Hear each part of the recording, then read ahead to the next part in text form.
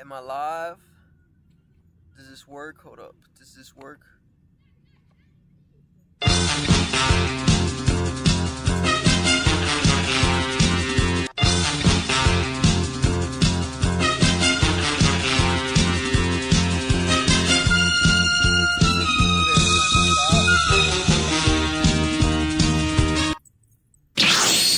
Alright, what's up? What's going on? It's Trado. I'm outside, and I'm gonna read y'all this book that I found outside. It's called The Call of the Wild. I saw this at Barnes & Noble for like $5, and I just found it like on the street, outside. So I'm gonna read it to y'all, and I got the soundboard because I'm bored. I don't know. Let's see yeah. Wait, what is this?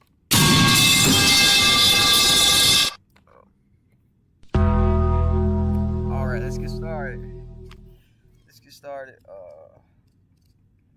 This book is by Let me check if it's live, because I don't want this to just freeze on me.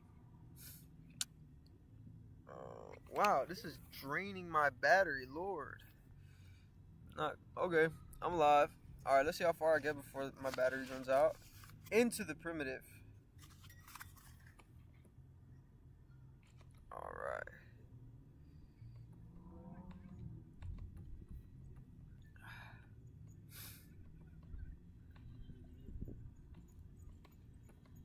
Oh my god, dude.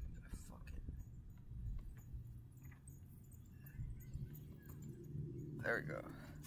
Old longings, nomadic leaf, chafing at customs chain. Again from its vernal sleep, wakens the vernal strain. No, I don't like that one. Fuck. Dude, I'm not.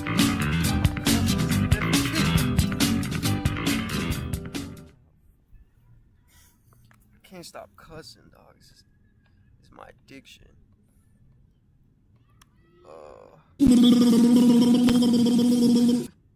Buck did not read the newspaper, or he would not have known that trouble was brewing not alone for himself, but for every Tidewater dog, strong of muscle and with warm long hair from Puget Sound to San Diego. Because men groping in the Arctic darkness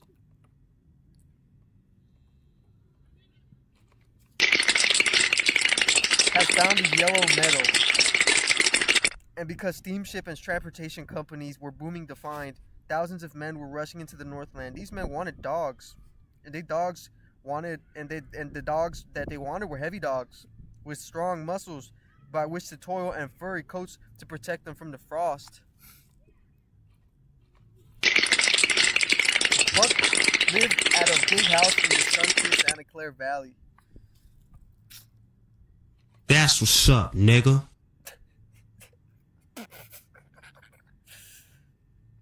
Judge Miller's place, it was called. It stuck back from the road, half hidden among the trees, through which glimpses could be caught of the wild, cool veranda that ran around its four sides. The house was approached by gravel driveways which wound about through wide-spreading lawns and under the interlacing boughs of tall poplars. At the rear, things were on even a more spacious scale than at the front.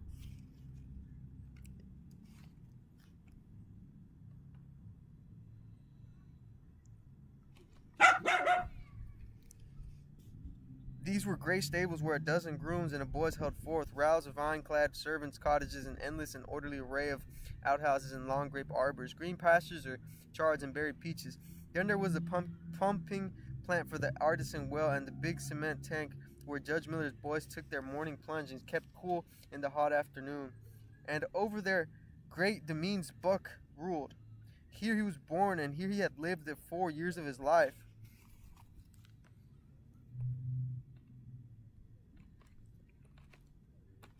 That's what's up, nigga. It was true. There were other dogs. There could not be there could not be other dogs on so vast a place, but they did not count. They came and went, resided in the populous kennels, or lived obscurely in the recess of the house. And after the fashion of Toots, the Japanese pug, or Isabel, the Mexican hairless, strange creatures that rarely put nose out of the doors or set foot to ground, On the other hand, there were the fox terriers, a score of them at least, who yelled fearful promises at Toots and Isabel, looking out of the window at them and protected by a legion of housemaids armed with brooms and mops. Buck was neither a house dog nor a kennel dog. The whole realm was his. He plunged into the swimming tank or went hunting with the judge's funds.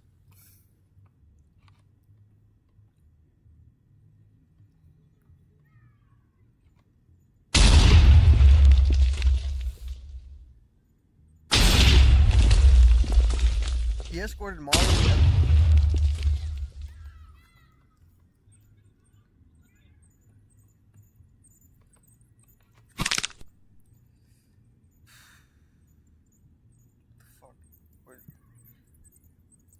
He carried the judge's grandson on his back or rolled him in the grass and guarded their footsteps through wild adventures down to the fountain in the stable yard and even beyond where the paddocks were and the berry patches.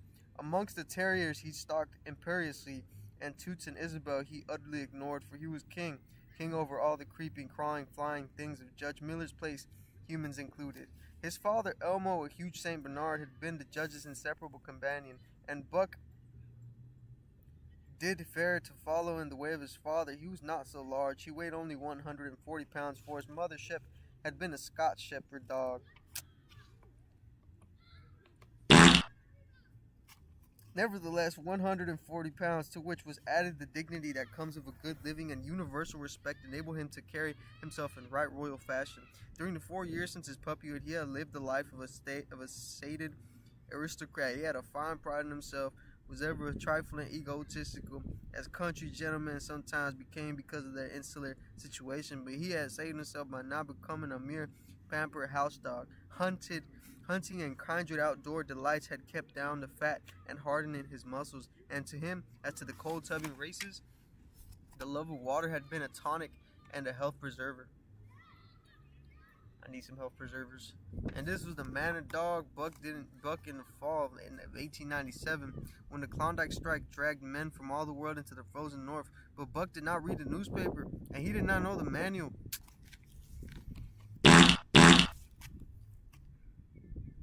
One of the gardener's helpers was an undesirable acquaintance. Manuel had one besetting his sin. He loved to play Chinese lottery. Also in his gambling, he had one besetting weakness, faith in the system, and this made his damnation certain. For to play a system requires money, while the wages of a gardener's helper do not lap over the needs of a wife and numerous progeny.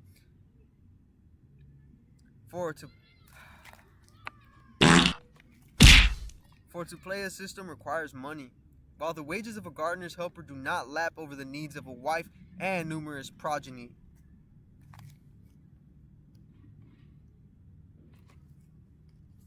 The judge was at a meeting at the Rising Growers Association, and the boys were busy organizing an athletic club.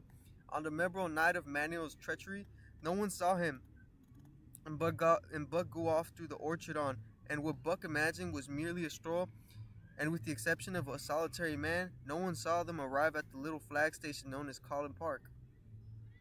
This man talked with Manuel, and money clinked between them. "You might wrap up the goods before you deliver 'em," the stranger said gruffly, and Manuel doubled a piece of stout rope around Buck's neck under the collar. "Twist it, and you'll choke him. Plenty," said Manuel.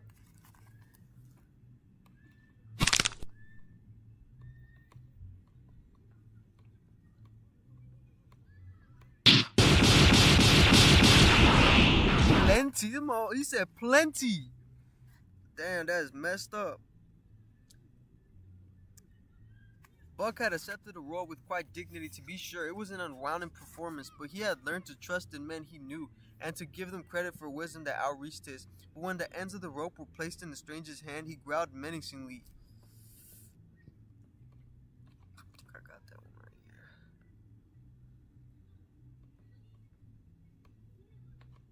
Let me get a Dragon Ball one. Hold on. Dude, I'm crying. I'm very angry!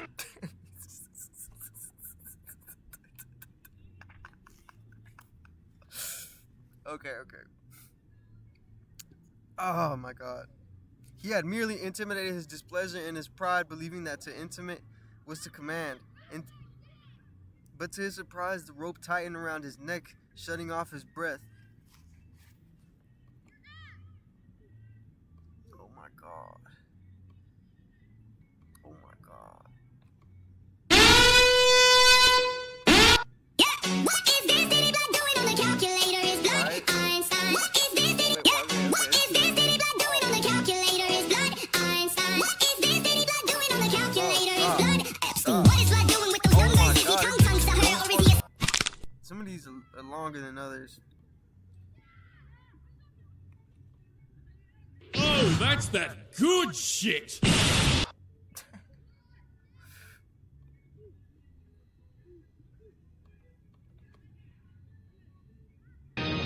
¡Ya basta, Freezer!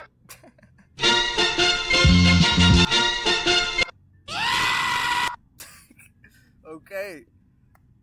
In quick rage, he sprang at the man who met him halfway, grappled him close by the throat, and with a deft twist, threw him over on his back. Then the rope tightened menacingly while Buck struggled in a fury, his tongue lolling out of his mouth and his great chest panting faithfully. Never in all his life had he been so violently treated. Never in all his life had he been so angry. But his strength ebbed, his eyes glazed, and he knew nothing when the train was flagged and the two men threw into the baggage car. The next he knew, he was dimly aware that his tongue was hurting and he was being jolted along in some kind of conveyance, the hoarse shriek of a locomotive whistling across him where he was. Oh. He had traveled too often with the judge not to know the sensation of riding in a baggage car. He opened his eyes, and into them came an unbridled anger of a kidnapped king. The man sprang for his throat, but Buck was too quick for him. The jaws closed on the hand, nor did they relax till the senses were choked out of him once more. Oh Lord, my batteries, this thing drained my battery. So yeah, I read 2 pages.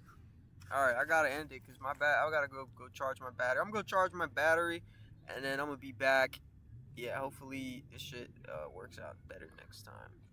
But yeah, dude, this is all. Oh, yeah, I'm literally at a soccer field right now. Like you can see that soccer field right there. So I'm at soccer field right now. I play soccer and shit.